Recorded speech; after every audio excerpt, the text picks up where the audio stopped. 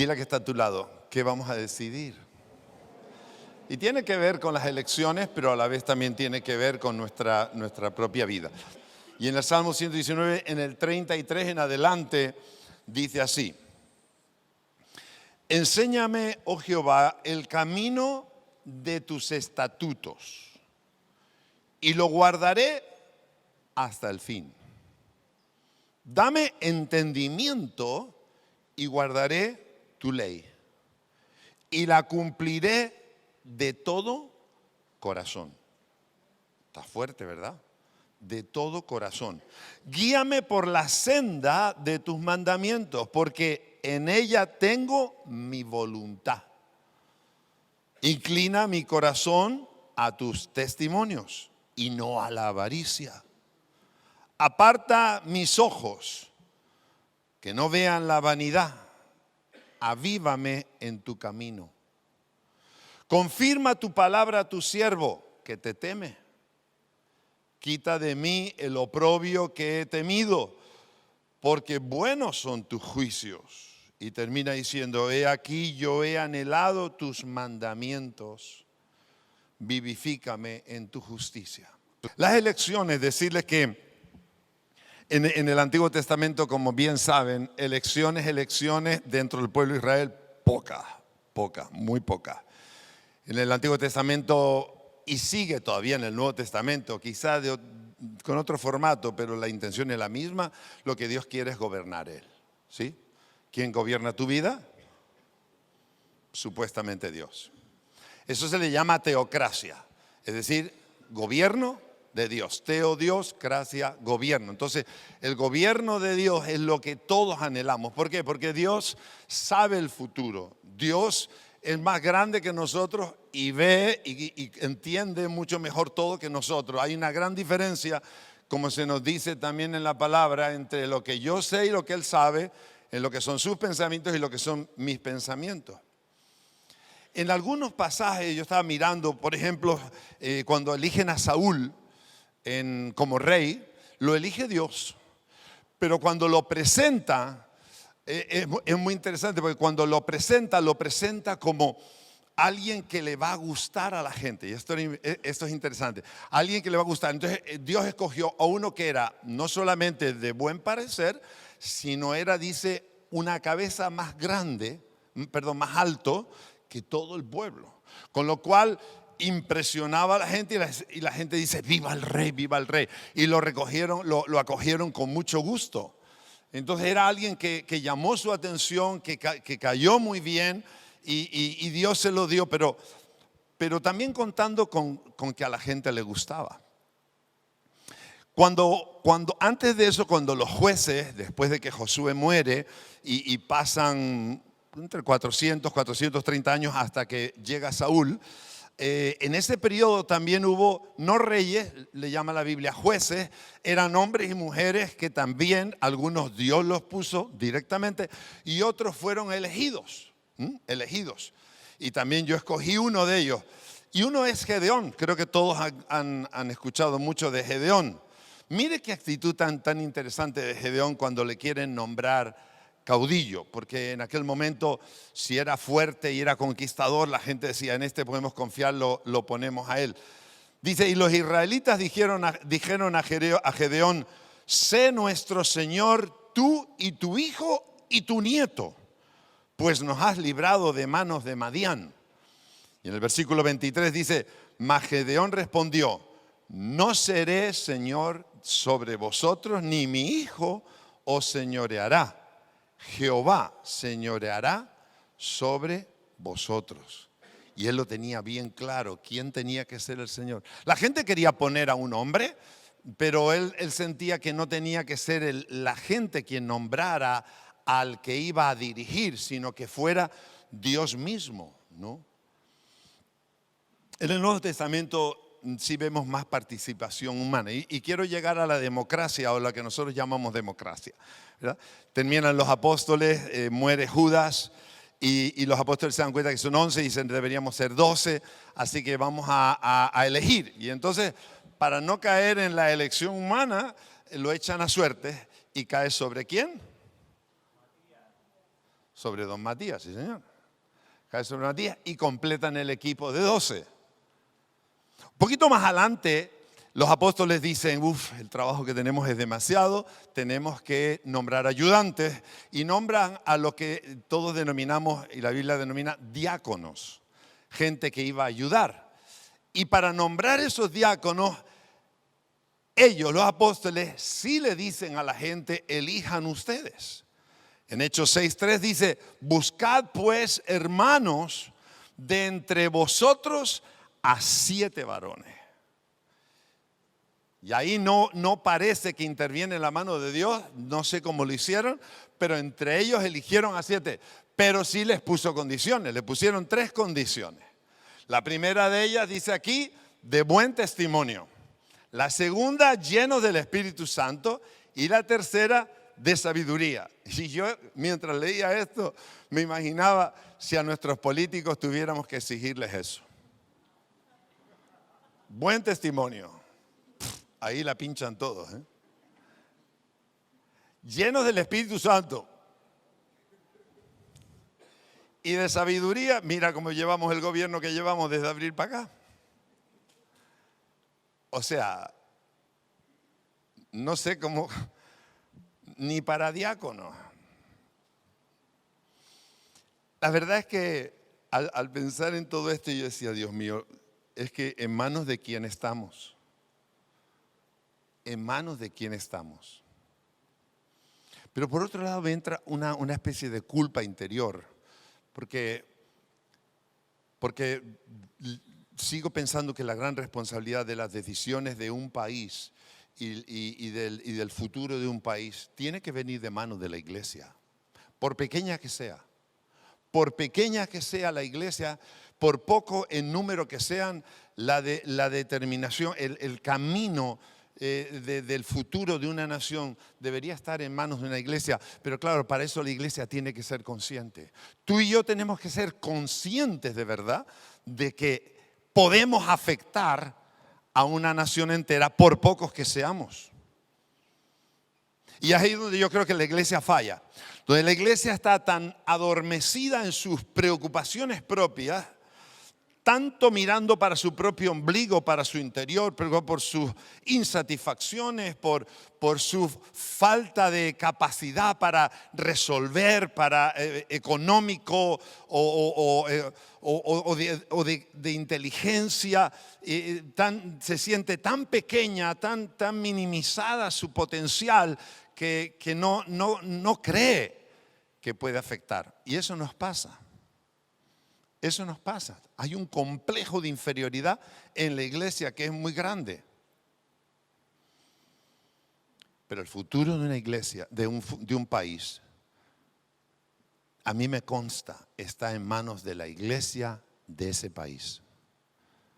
Y yo creo que la iglesia, al darse cuenta de esa realidad, podía asumir un papel que ahora no lo está asumiendo, pero sí podría, dándose cuenta, determinar un futuro, por pequeña que sea la iglesia. Tenemos que votar. No te voy a preguntar si vas a ir a votar, porque sé que vas a ir a votar, porque tienes que votar. ¿Sabes por qué tienes que votar? Porque eres cristiano. Y porque eres cristiano tienes que votar. Porque la última vez que predicamos sobre esto, hablamos de que votar es una forma de predicar. Y a todos nosotros se nos dijo, cuando Jesús se fue y queda el legado hasta ahora, id y predicar este evangelio a toda criatura.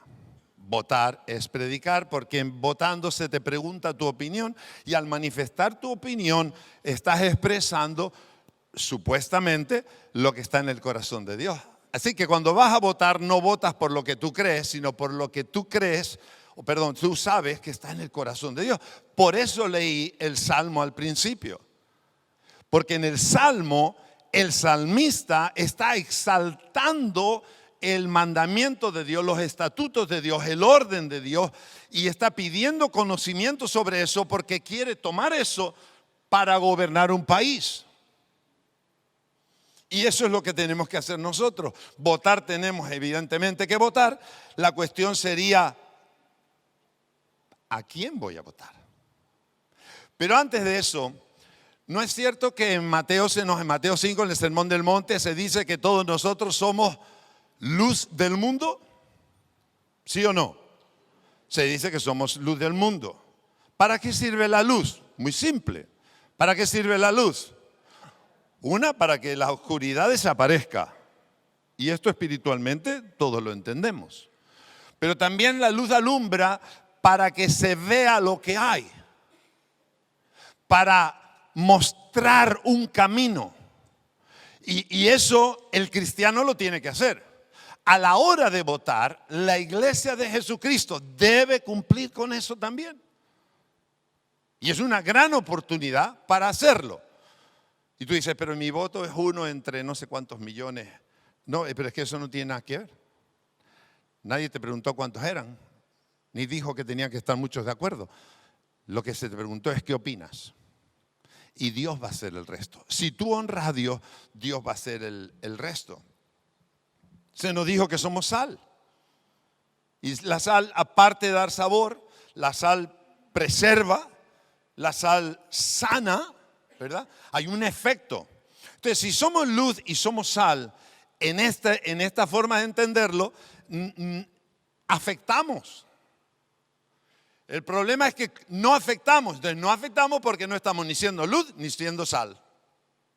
Estás en tu trabajo y ni eres luz ni eres sal. Cada vez que se te pregunta algo, cada vez que hay que tomar una decisión, nadie se da cuenta de lo que tú eres porque estás intentando evitar confrontaciones. No eres violento, ¿verdad? Y entonces evitas confrontar, pero evitando y evitando y evitando y evitando, al final no eres ni luz ni sal. Y no se trata de ir buscando problemas, pero tampoco se trata de ir huyendo de una realidad y de algo que yo tengo que hacer. Y es mostrar la luz y ser sal. Y me va a crear problemas. Me los va a crear. Ya Jesús dijo, si yo tengo problemas, ¿cuánto más ustedes? Pero no se preocupen, yo he vencido al mundo. Entonces, el Señor lo que está esperando es que hagamos nuestra parte. Y nuestra parte no es callarnos, nuestra parte es actuar. Es hacer algo en la dirección que Dios nos marca o que ya sabemos que a Dios le agrada para que se vaya cumpliendo la voluntad de Dios. Entonces, complejo de inferioridad, nunca. Porque si estoy con Dios, soy mayoría.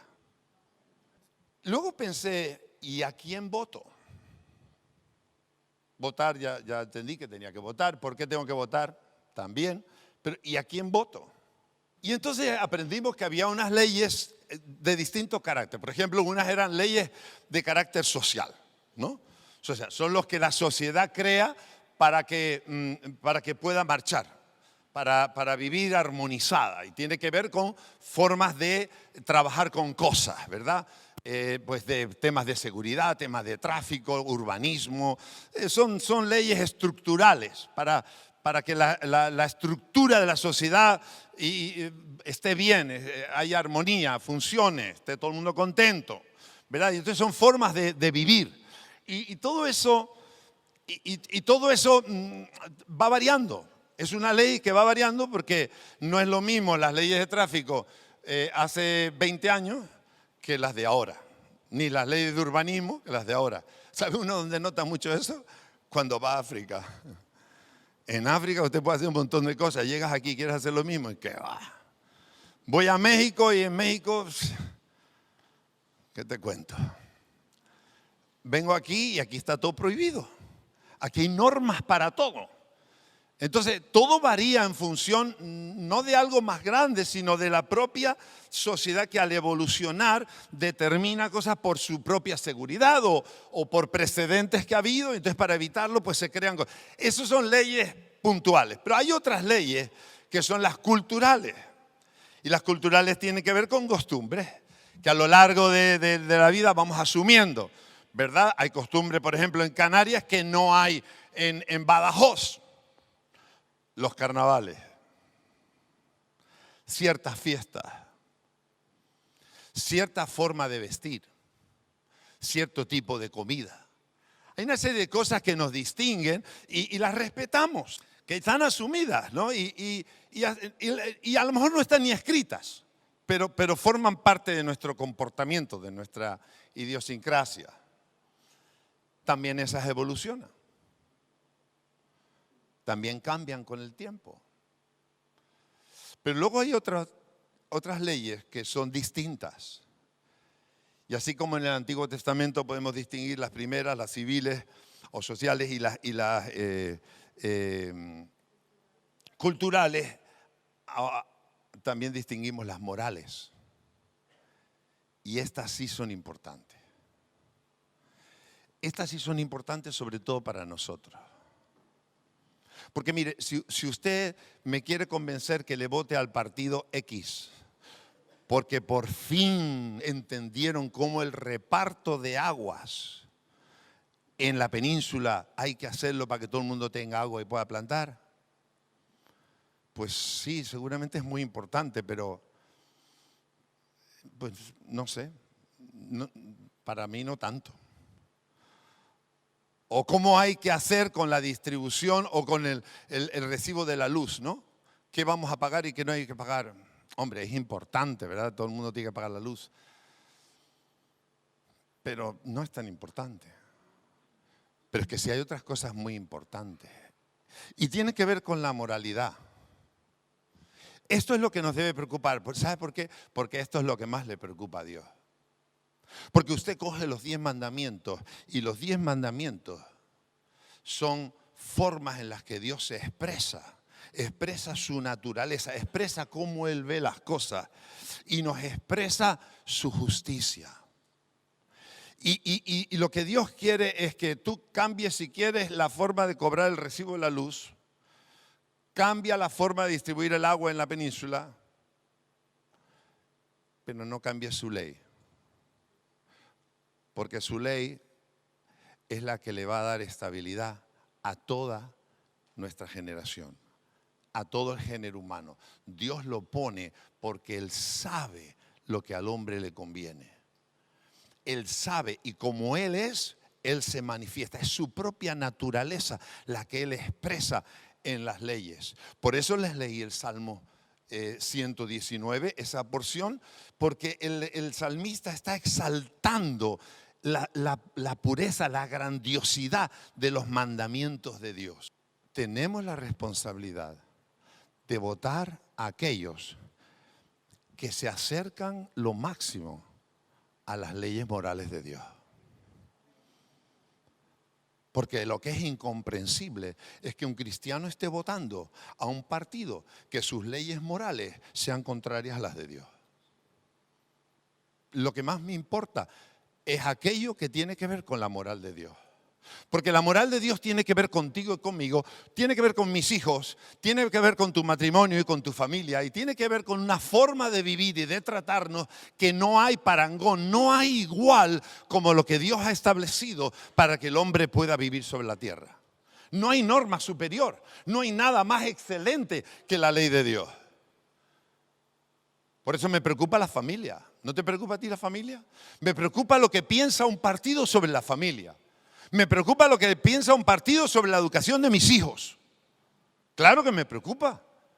Y si le van a enseñar lo que yo estoy en contra de eso, a mí me preocupa. A todos los padres debe preocuparnos. Por eso hemos hablado en varias ocasiones de que deberíamos ir a los maestros, a las colegas, a ver qué le está enseñando a mi hijo. Muéstreme todo lo que usted, a ver, qué hay en la hoja, en el programa, y lo que está enseñando extra también lo quiero saber. ¿Por qué? Pues porque me preocupa la educación de mis hijos. Me preocupa la idea del matrimonio. Claro que me preocupa. Yo respeto todas las opiniones de todo el mundo, pero que no me impongan. Y si me preguntan, voy a decir lo que Dios opina. Que sé que es lo mejor. Mejor que cualquier idea de cualquier iluminado que haya caminando por la tierra. Nadie podrá dar algo tan excelente y tan elevado como cualquier pensamiento que Dios nos dé. Y sobre el matrimonio, el que más sabe es Dios. Y la atención a nuestros mayores. Y las relaciones extramatrimoniales. No estoy de acuerdo. No estoy de acuerdo con una ideología de género distinta a la que Dios ha diseñado. Yo respeto. Si te quieres acostar con un delfín, eso es problema tuyo. haz lo que quieras, pero cuidadito, no me lo impongas, pero no se lo enseñes a mis hijos. Enséñaselo a los que te dejen, pero a los míos no. ¿Por qué? Porque no estoy de acuerdo, porque no coincide con lo que Dios nos ha enseñado, porque va tergiversando, va trastocando, torciendo todo lo que Dios nos ha dicho y que era algo inamovible. Los mandamientos de Dios son inamovibles. Esos 10 mandamientos, esa moral que Dios nos ha dado es inamovible. Es la columna vertebral, es el centro, es el eje del secreto de la vida. Mi relación con Dios y mi relación con los demás. Y Dios ha dicho cómo debe ser. Entonces no me lo vengas a cambiar. La eutanasia, los distintos tipos de eutanasia. La eutanasia activa, eutanasia pasiva, la distanasia. Y todo se quiere regular. ¿Pero regular en base a qué? Pues perdón, no estoy de acuerdo. Y como no estoy de acuerdo, lo voy a decir. ¿Y cómo lo digo? Pues por los cauces que me ha dado. Voy a ir a votar el domingo día 10. Y votaré por alguien que piense de esta manera. Porque esto es lo que me preocupa. Que repartan el agua como quieran. Y que el recibo de la luz lo organicen como les dé la gana. Si puedo opinar, opinaré. Y si no, tampoco me importa mucho. Pero esto no me lo salto. Y la libre expresión, la libertad de expresión. Y la libertad de credo. Yo no estoy de acuerdo en que estemos todos empeñados en sacar a Dios de todos lados. Ahora se pueden reunir ciertos grupos a hacer sus cosas. Entonces, no estoy de acuerdo. Y como no estoy de acuerdo, lo voy a decir. Pero es que eres un retrógrado. ¿Y un qué? Retrógrado. ¿Y eso qué? Uno que va para atrás.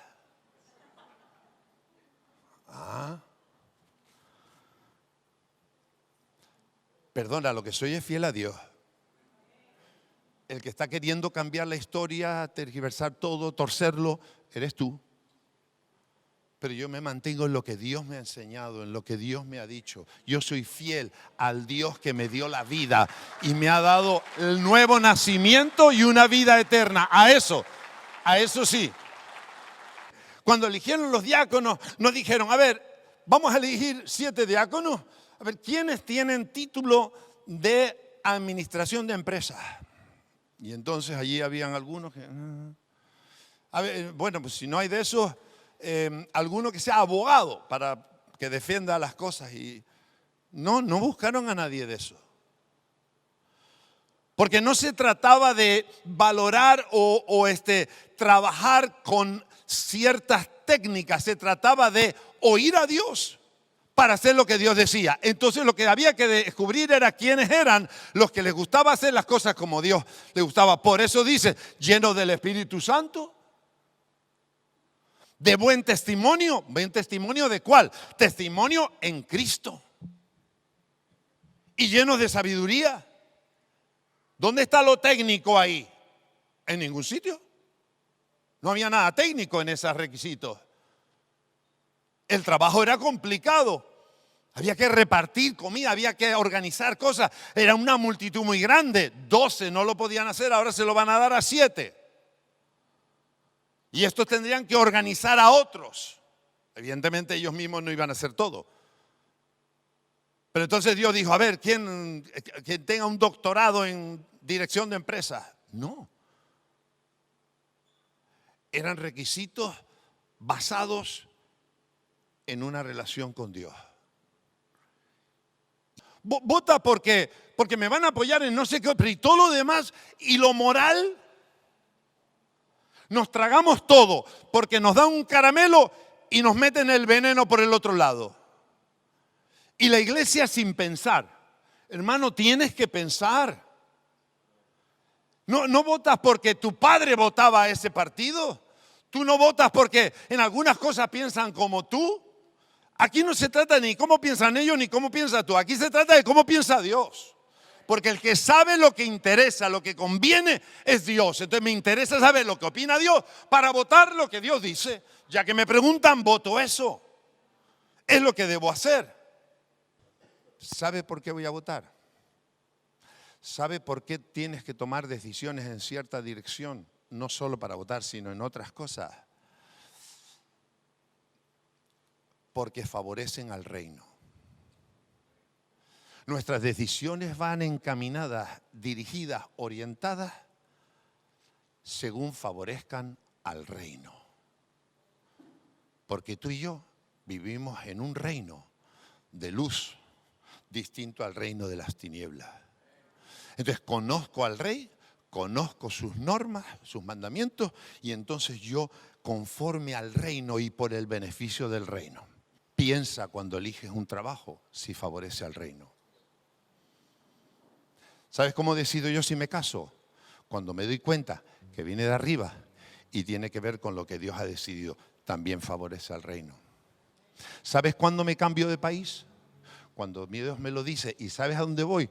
Donde favorece al reino. Y Dios me lo dice. Mis motivaciones, el problema está en las motivaciones por las que tomo decisiones. ¿Qué voy a decidir?